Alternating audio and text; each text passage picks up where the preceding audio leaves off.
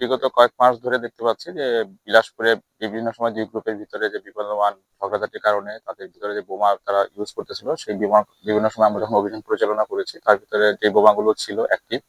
আমরা কোর্টের আদেশপত্রে আমাদের বিশেষায়িত পুলিশ ইউনিট ইন্টিগ্রেটেড মিনিটে বোম ডিসপোজাল টিমের সহায়তা আজকে আমরা সেই বোমগুলোকে আপনাদের সম্মুখেই আজকে আপনাদের সেগুলোকে ডিফিউজ করেছি এবং দেখিয়েছি এগুলো বোমার কতগুলো মানে ভয়াবহতা।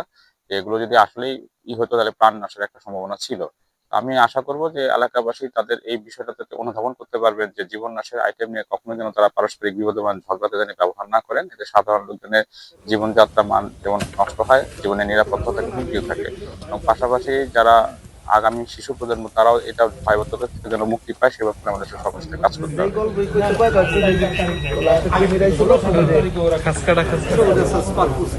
আমাদের